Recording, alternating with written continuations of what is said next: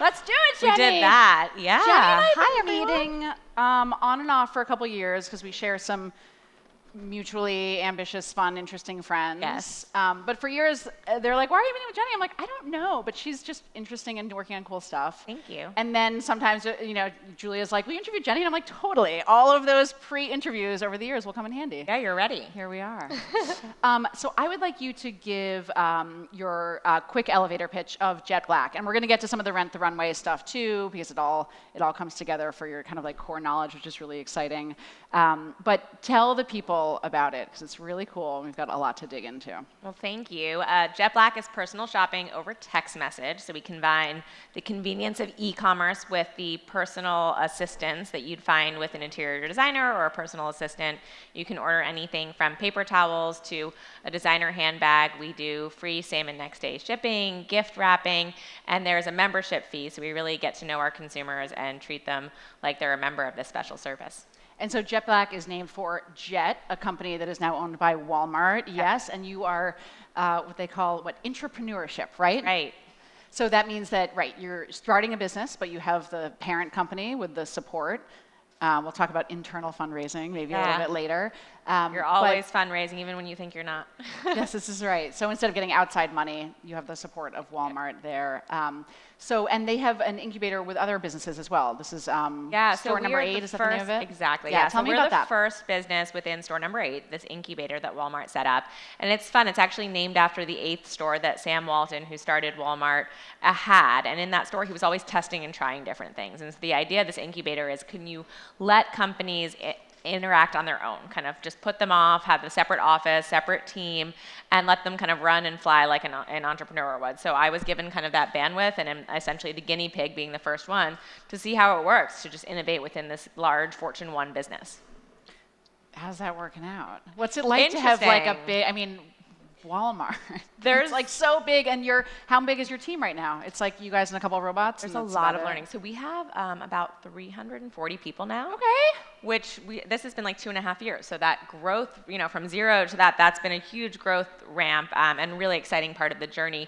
The infrastructure of Walmart certainly let us go that quickly. So the areas that we leverage: finance, human resources, recruiting, real estate, patents, legal, all these pieces that I think are table stakes when you're starting a business, but you have to do it. So we were able to kind of plug into all those pieces, and I got to focus on product market fit, solving consumer pain points and addressing their problems, and to move much more quickly as a result. So that's been great. Right, and you saw probably the converse of that starting Rent the Runway, which I assume was more of a typical startup where, like the women we talked to yesterday, you're growing this thing from scratch. Absolutely, and then suddenly you realize, we need healthcare for people, we need a real estate attorney to look at our office lease. So all these hidden kind of costs of starting a business, costs in terms of your time more than anything, crop up. And I was excited to go start a business again, but it's been great to kind of have those resources to support the growth and let me focus on the part that I think I'm best at. Right. Okay, so let's walk through a scenario of let's take a typical customer request. I'm going to be, because I know your demo a little bit. Okay. I'm going to play the role of an Upper East Side mom, which is something I aspire to and never Jetblack actually pulled off. Yeah, I've got my phone with me. You're ready. I'm all dressed for drop off, but maybe not even a job. I might just drop the kids off and then great. Hang. Okay. Is there a phone number? Do I have a secret number? Yeah, there's a secret phone number. So once you get invited. Okay, it's already in my phone. Invite only. So what do I do? You would become a member, and we do a quick kind of onboarding phone call where we learn about you a little bit, your kids, how old they are, certain product preferences. We actually offer the option to come into your home and send someone to scan products that you use on a regular basis. So imagine someone coming in and taking inventory under your kitchen sink, in your laundry room, your kids' bathrooms, wherever you want to give us access to. We load all those products into your order history so that if you wanted to then order hand soap, we know the exact SKU and the exact product that you want. So let's say you're at drop-off and you're like, shoot, I'm out of paper towels. You just text paper towels, or maybe you even say PT because you've started to use that slang and that kind of that verbiage, and we know what that is. Great, your order's confirmed. Click free shopping, super easy, all done. Okay, but I'm not going to a site. I'm not doing anything else. I'm literally texting my. Who am I texting? As if it was probably something that the concept largely came out of my husband, housekeeper, people texting me things that they needed in the home, right? And so I'm a busy working mom. I have 3 kids and constantly kind of on the go. And there's always things that you need to keep your kind of house up to snuff. Or let's say you're at school drop off, it's back to school, and there's a list of the like 20 things you suddenly need to have school supplies for your kids. Right. And who has time to go to 10 different websites to find all those products, let alone remembering to do that? It's kind of this mental burden you start to carry with you of all your shopping to-dos. So what if you could just offload that? What if you could take a screenshot or a photo of the shopping school supply list and text it to Jetblack? You can do that.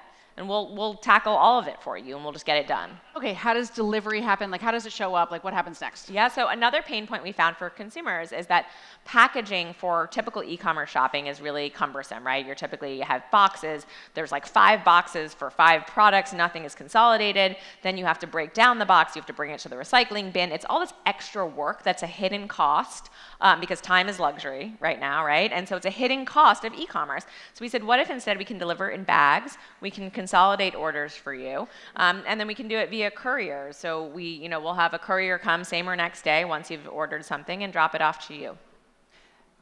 Okay, tell me about so we've covered paper towels. Yes. But we've also talked about this idea where I'm like, okay, I have a birthday party on Saturday afternoon. It's for a 7-year-old. You guys are doing some pretty serious, like concierge style service in terms of anticipating what a 7-year-old wants these days. Mm-hmm. What does a 7-year-old want these days? Oh gosh. And how are you figuring that out? If I only knew, I have a 7-year-old. Yeah, how are you working with customers on that kind of idea? Yeah, so one of the things I love most about our service is because it's a free-form text message, and eventually we'll have more and more voice interaction. That's the eventual goal. We understand exactly what a customer is thinking. So let's say someone asked for a 7-year-old's birthday gift. We come ready with the prompted question that's a follow-up. So maybe it's, when do you need this by, right? Or, is it a boy or a girl? So we've kind of determined statistically what are the questions we need to first ask you to most quickly refine. Like a decision tree. Yeah, a decision tree, but it's combined also with what we already know about you. So let's say we already know how old your child is, so probably the birthday party is the same age. Right. We don't maybe need to ask that question first. So that's where automation would kick in. We'd kind of prompt the best first question to ask. Yep. And then we would kind of have our agent, so it's a mix of automation and bot with humans. So our agents might then look at some of the results that came up, personalized and filtered for you, and then maybe ask another question or make a recommendation for you. But a really fun piece is we learned from our customers. So we've started having customers who will screenshot a paperless post invite and just send us the invite. Right there, I know the age, the theme, the date of the party. Like, I don't even need to ask questions. So I love when you have the opportunity with these modalities to actually learn more from your consumer and find more efficient ways of shopping. Like, I didn't come up with that concept. We learned it from our customer. Yeah. I described it as, I'm like, and then they look at the font that they chose and like their taste level and where. But eventually, maybe. It's not so far off, right? There is, I think so much technology now in kind of the world of AI and machine learning around even interpreting like tonality and voice. And is this customer annoyed? Like maybe we've asked them too many questions now. So like we should just give them results, or maybe they don't even want questions. They just want us to figure it out for them. So I think technology is getting better around like helping us understand even the mood that a customer has. So you said that it's human and bot. Yes. So this is the big question. I mean, I think one thing with like AI and computer learning is that people, they sort of think that like the robots arrive and then they do the thing and then that's like it. But it's really kind of fluid, right? Can you talk a little bit about where that transition happens, for example? Yeah. Like Julia told me this morning that when a bot answers her request, that there's a little icon. So she knows when which I think is really reassuring, because don't you sometimes like type in that chat field and you're like, okay, so are you like a computer or want to know? Customers actually I am curious. really do want to know. We get the question all the time. It's like my mom when she gets on the phone with customer service and she's like, where are you located? And they're like, Bangalore, why? And she's like, thought so. Isn't it midnight there?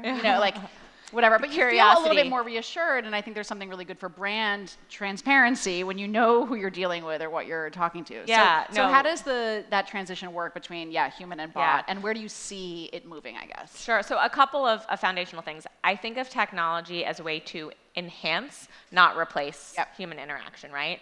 And so what we're doing is conversational commerce, the idea that you can shop via text or voice. Conversational commerce is actually existed for many years when you went into a specialty running store and had a discussion with the sales associate over the best shoes to train for a marathon. That's conversational Totally. commerce. But now technology is enabling that interaction to happen with the benefit of all the data from millions of transactions of other people who have shopped for marathon running shoes and millions of merchants who have addressed these questions before. So I love to think of this as, can we bring some of those smart, intelligent interactions that you used to have in a store and quite frankly often have disappear these days, Right. but are very useful when you're shopping for something, and can we scale them with data of all the millions of interactions that have happened across those purchases, but to let it feel like a conversation. So our goal with Jetblack is that you should always feel like you are talking to a human. You should be able to talk in colloquial conversational dialect. Otherwise, it's not actually efficient, and we're not capturing the data that's powerful enough to train AI and machine learning to let you shop in this modality in the future. So my theory is what's happened with some of the other voice. Who has a voice device? What's that? A voice device, Alexa, Google Home. Who's currently using that? Okay. Who uses it for shopping? Okay. Very few. So the data shows about 33% of Americans have a voice device, but only less than 3% are using them for end-to-end shopping experiences. And so I think that you're using them to play music, set timers. You're using them for tasks that are able to be very robotic. It's very easy to set a timer on one of these devices. It's easier to play music. They're simple yes/no commands. Shopping is still less efficient, and consumers will default to the most efficient form of shopping behavior, which means that unless we find a way to capture data that lets you feel like you can have a real conversation, ask a question, get an answer, then people will default to shopping on an app or shopping with e-commerce. And so that's what we're trying to do by training our machines and data with real conversations. So as I understand it, you, let's say, start with some yes or no questions, and you're working with a bot, and then at some point you might ask something that outpaces their knowledge. And then hopefully the next time we get smarter, though, or like maybe you ask a really interesting question. So is that we how should machine ask. learning works, though, is basically that on the third question, everyone's like, but how many batteries does it need? And you're like, okay, now that's our third question, and we're going to automate that, and that it just incrementally grows with what it's being fed. It's not necessarily always the third question, right? It's like very dependent on what we know about you, but at some point you go off script or you go off of what is a typically predicted amount of information, and then we would kick over to an agent. Yeah, but essentially machine learning works that way. They're tracking, wow, everyone keeps asking this same question. Correct. This is now part of our base knowledge versus outside that core knowledge. Correct. So like every conversation we have, we are training machines to kind of say, oh, well, maybe we want to start asking that question to the next person so that it can help refine the consideration set. Right. Talk to me about what, like, some of the larger trends and ideas. Voice is one of them that we, just touched on. That that Jetblack is sort of playing now in a small arena because it thinks that it will go wide. So, I mean, is it always going to be text? Probably not. But what are the kind of bigger trends that you guys are tracking that you want to be positioned for? Yeah. All right, so there's three big trends that I think about. They're all driven by the theme that we're all time starved. We're more time starved than ever. I think it's largely driven by women working more than ever before, still controlling households, still having children at similar rates, and therefore, like, we're just all busier. So what happens from You that? have 3 kids. I have 3 kids. Isn't that amazing? Ambitious Jenny. Dog. They're great though. But so that. It's so convincing when you put it that way. No, it's great. So 3 themes that I think matter to all of us. The first is efficiency. Efficiency with like services and speed. So like what services like Jetblack, like Rent the Runway can complement our lives to let us be more efficient in everything we do. The next theme is around personalization. We've all heard about personalization, but it is more important than ever before because we are time starved and because of this idea of shopping with your voice or shopping over text message. Imagine if you were to ask Jetblack for the perfect stroller. And I was like, here's 10,000 results. Like, that can never happen. Imagine if you ask your Google Home device, like, I need a coffee table. Like, it can't show you the thousands of results you'd see on most e-commerce sites these days. So we need to become even better at personalization. And I think the third theme is around experiential commerce, right? Like, how do you actually create an interaction that feels somewhat enjoyable, emotionally connected, something maybe you want to Instagram or talk about. So those are some of the themes that I think about as I'm kind of building this new business. The helmet sticks with me. Like, they're shopping, you're like, for like a bike helmet, like for kids. So annoying, yes. Finding, like, they're like, oh, what's your child's head circumference? And you're like, I totally don't know that at all. And I don't want to take a tape measure like, either he's 4. to my child's head. Like, yeah, he'll flee. He's a 4-year-old So like, head there's size, places yes. where like, I'm like, oh good, the circumference is in centimeters, which I know now that I'm a new Canadian, I'm supposed to understand, but I just don't. And also I don't want to do that. Yeah. And why can't you just tell me that like most 5 to 7-year-olds fit Yep. in a medium youth helmet? And instead you have to read through the Q&As and the whole You thing. get to the fine print, and then you drop down the button, and it's like a whole... And all of a sudden it's like 30 minutes and you could have just gone to a store, and, you know, whatever the That's case. my question. That's sort of what I would do. Do Well, you think that behavior will that's- stop? Do you think you do both? Like, where do I you think see you should that? shop on Jetblack, and then you say, you know, I need a helmet for my kid, and we already know that he's 4 and how big a 4-year-old's head is, and it's just, here's the option for you, Yep. right? So those are the types of solution. That's a great use case. You might be like, I need a magazine rack, and it's like, what dimension? You're like, What's a I don't know, I magazine? need one. Yeah, The you know, robot's like, we're getting rid of those. it's just like, just figure it out for me type of. Sorry. I can say that. I am allowed to joke about magazines. I'm probably like the one. Yeah, the bot's like, no, you don't. What's Here's a magazine, an Mom? iPad. No. Funny, not funny. Oh, so sad. I lost my train of thought. You mentioned the joy of shopping, Yes. and which I know, like a lot of us that have worked in retail, like we have the same brainstorms over and over again, and somebody in the room is like, when Crate and Barrel first opened, and you're like, oh my God, okay, just tell the story. And they're like, it was actually crates, and it was like abundant, but it's true. It was like it was a transformative, amazing, disruptive shopping experience that brought joy to people.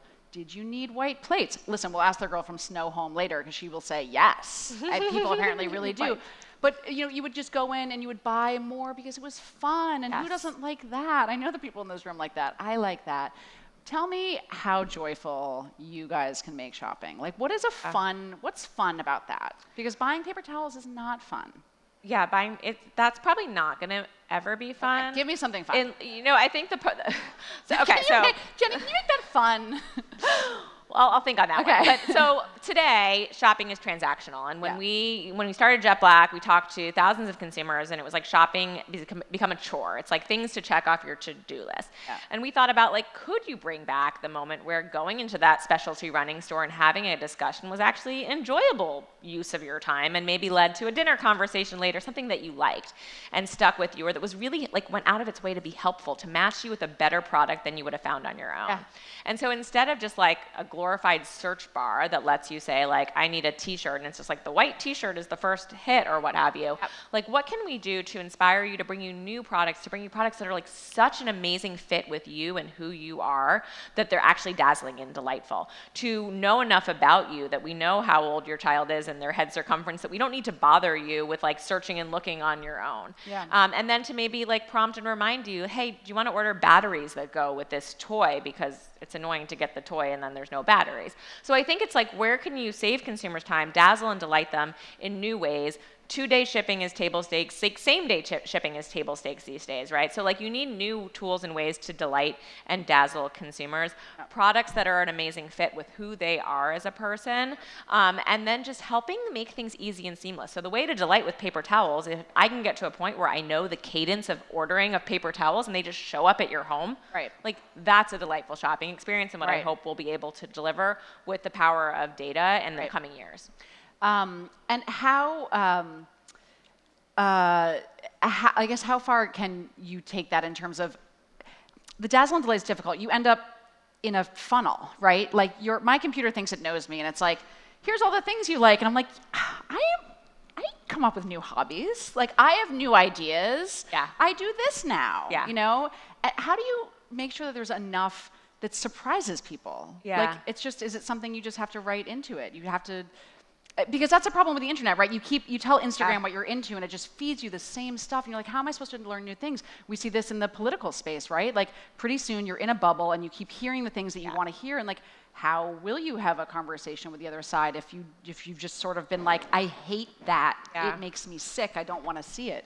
It's sort of, it's an echo chamber. And it's a really important concept in the world of AI and machine learning too, because the more you kind of train systems and data and behaviors in one narrow funnel, Right. The less you kind of can get exposed to different viewpoints, right? So I think that's a fear as well, that we kind of all normalize to one point of view, one path, one set of questions to search for the stroller or what have you. So I think some of it happens through like community and inspiration. An example, I complimented someone's dress here today, and of course it was Rent the Runway. And I was like, wow, like awesome.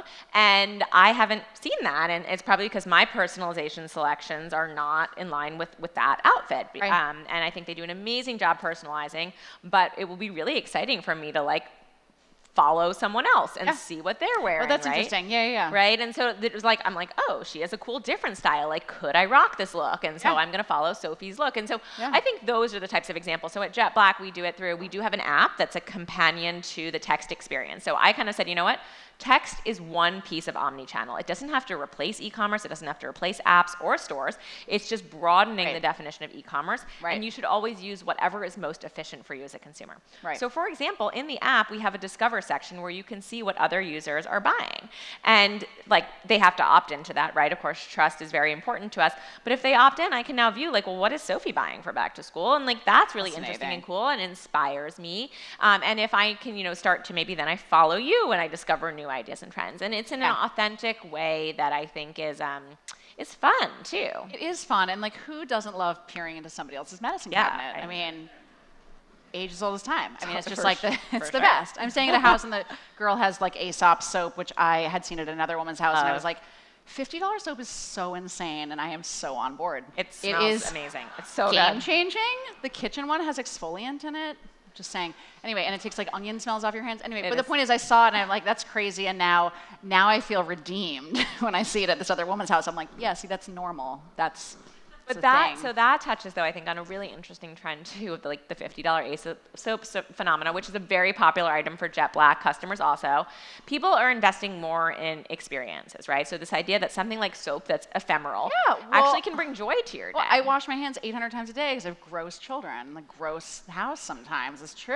And brings joy, and it really does to your day, bring right? me joy. Or you have to say that it's joyful because you've spent the money on soap, and to admit that it was a bad decision is just too far. You're preventing germs and sickness, which is more expensive than the soap. It's basically a public service at this point. Yes. No, I totally agree with that. What's the ambition? Like, it's Walmart. If they want to do something, they're going to do it. Mm-hmm. What is Jetblack trying to do? Yeah, so we are trying to provide a more enjoyable and efficient shopping experience for consumers. We are looking ahead 5 to 7 years. So we're also trying to, with everything in store number 8, we're thinking about not just like what do people want today. There's innovations that tackle like what are the pain points right now in our lives, and then there are some, as was the case with Rent the Runway and with Jetblack, that are trying to look forward and say, how can we be a few steps ahead? How can we get ourselves ready for what's coming in the future? So one example of the deeper roots of Jetblack is we are learning about conversational attributes of products. So separate from the Jetblack business, this matters for Walmart, this matters for all of your business. Conversational attributes are things like the helmet is right for a 4-year-old. So on a typical website filter, you might have the dimensions or the color of the helmet. The actual conversational attributes, if someone was to ask you a question, are different for each product. So you need to recatalog products. Maybe it's you're buying sheets, and it's like the thread couch sheets may not have been an automatic filter, but is a natural question that someone shopping in a store or shopping over text or voice would ask. A stroller, can my child nap in the stroller? Well, that's a conversational attribute that's really important and matters to parents, but would never have been an e-commerce filter. You would have had to like search and dig through the Q&A. Right. So I think those are the types of is not insight. one of the 50 options. Yes. But it'll give you like wheel circumference. And you're like, I don't I don't care about the wheel circumference, like at all. So Help I me. think, yes. So I think for Walmart, as much as like Jetblack is an amazing, interesting standalone business, the learnings we've had around what questions do people ask about products, how do we attribute products, what brands are really interesting that maybe they don't carry. So another cool thing about voice or text is people can ask you for anything. And we decided early on that we didn't want to say no a bunch of the time, so we were going to service products from everywhere, any retailer, any category, and that means that we get to learn a lot. So if someone, let's say, ordered water wipes for their kid, and Walmart previously hadn't stocked that product, then maybe it's a chance for their merchants and their team to learn about the product, to make a new relationship too. Yeah. So are you currently servicing still products outside of the Walmart sphere? Correct. Or any product. I think another way we add efficiency is that you can buy anything from paper towels to a Gucci handbag, right? And like Walmart definitely doesn't carry Gucci handbags right now, but our customer cares to buy both. They know that they have a trusted platform. We have their shipping information, their payment information, and now we have the data that shows like maybe what paper towels are correlated to different designer handbags. Like that's interesting data to learn about as well. Yeah. Tell me, give me a good kind of like anecdote or story about when you feel like you've done a really good job, or that you guys were able to answer something, or sometime you learned from a customer, just some like kind of like, I don't know, moment you had where you're like, this is working or this is fun. I mean, I love like when we can save the day for customers. So party favors for kids' birthdays are like a fun one. We've done kids' party favors. Birthday gifts, like 2 hours from now, right? And like delivering it to the actual birthday party. We've delivered people umbrellas like to the dinner event that they've had. You know, it's like someone's like hosting some dinner party and like it starts pouring and we delivered umbrellas there. So I think those are like delight moments. Those are like, wow, you saved the day. I'm going to talk to and tell everyone about this amazing moment and thing that you did. And that's what I look for. So I know that right now it's Manhattan. Yes. It's typically doorman buildings. We do Brooklyn. So Brooklyn too. Yeah, New York. Typically doorman buildings. We have a lot of demand right now. So as we continue to scale the technology, we're going to go big. So can people get in yet? Is there a wait list? Like, how does it work? Sign up on jetblack.com. There is a wait list, but if you have a doorman building, we're being pretty aggressive about letting people off right now. I think about that because I was thinking about just like install day for interior designers. Like, so many, it's like being on set in magazines, right? You're like, oh my God, we need glycerin because we need this cocktail to look. Oh gosh, I don't maybe know, we like, don't want to service this industry. or like paper towels or cleaning supplies or Tupperware. I mean, shout it out. I mean, there's so much stuff. Ziplocs, yeah. Plants, you name it. But to fill that space or to make that happen, and they're there in a building, and like, you know, sending an assistant out to get something you hope is within a handful of blocks is not always a sure thing. And, you know, famously, you go to Target all the time, and they're like, in Brooklyn, they're like, oh, we're out of toilet paper. And you're like, I'm at a Target. And they're like, and you're like, no, I'm in a Target in New York. And there is no toilet paper of any brand here. And it happens all the time. They actually can't service the volume that warehouses can. Yes. And I guess the warehouse courier situation is something where, you're finding that efficiency, getting people what they need. And it's been a great example of how we can tap into synergies with Walmart too, right? So leveraging Walmart's supply chain of their facilities that they have warehouses all over the country, and we can get product to customers as quickly as possible. We also use local stores, so we might be running to a local store or various local stores to source product and get it to a consumer. But I really empathize with this group because the category we don't do perishables yet, but the other category that's been the most challenging and we backed away from a little bit is large household furniture and goods. Right, so is that part of the mix yet? If you basically if you cannot carry it, we currently do not service it. We will place the order on your behalf. We will refer someone. But there's been so many issues where you guys all face this. Like one of the two pieces. Has anybody comes had an back issue getting furniture around New York ever? Fine, but I think it's really, we want to do everything we do just really well. We want it to feel super white glove, premium, everything we do, and that's really hard in this industry that you guys live in. There's so many mixed pieces, moving parts, pieces come damaged, like assembly. It's like I would love once we can do furniture to do it when I can also say, do you want us to assemble that too, right? We're not quite there. I mean, one thing I thought about in thinking about some of the designers and the folks in the audience is just the difference between offloading something mundane like paper towels or something that just it's a question and it needs an answer. And while you are growing this specialty kind of concierge style service, that gives you guys some runtime, but not tons, because the future is arriving shortly. Like more and more we'll be able to discern what somebody's into, and not just what they want or what already works for them, but what they might want later, and to think about kind of how much action and effort large companies are putting into that. But for the meantime, personal taste, innovation, ideas, taste level, like you name it, is something that designers in the design industry you've got it. The robots are not going to catch up super fast on that, if ever. Like that's a really, it's a more human thing. And actually, we believe it is very much a human thing, and I don't know how much robots will ever catch up because there's constantly new tastes and trends, so there's some predictive abilities. But what we've done on the back end is, let's say I know a ton about you and your kids' age and head size and all that, there's still like tens of thousands of helmets to choose from.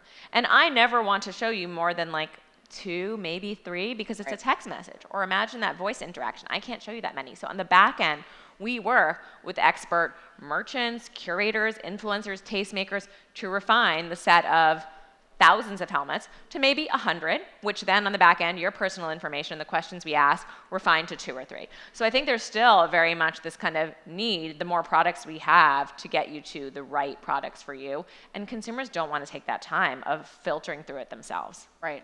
I got that. We have time for one question. Does anybody have a burning question?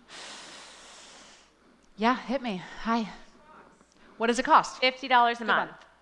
Includes all of your shipping, same and next day, and then we gift wrap too, which is a fun kind of delightful moment because, I mean, it's like these kids' birthday parties in particular, you have like 2 a weekend, the gift wrap, but part of the reason we did it is if you go to a birthday party and you now see 3 gifts perfectly, beautifully wrapped, it's a natural conversation starter. Everyone here is actually an amazing rapper. True. Well, that's aren't true. you? Because I am. I feel like it's just part of like being in this industry. So you've probably then seen how it's like becomes this like, wow, did you wrap this? It's a conversation starter back and forth. Like, no, my robot did. And in our instance, it's like my robot did. I like saying it like that actually. Sophie's so good with like using words. I guess that's your job. But yeah, it's this natural conversation starter because when you have a new behavior like shopping over text, shopping with your voice, renting dresses, the best way to learn about it and to market that product is through hearing about it from a friend and a conversation. So now someone would be like, well, where did you get that? Wait, what? What is this product? And there you go, we have a new customer. The gift tag, it's like a gift receipt that we give, subtly says Jetblack, right? So the person who receives the gift, it's also a marketing opportunity. Nice, awesome. Thank you to our audience, and Jenny, thank you so much. Thank you. That was great. Thank you.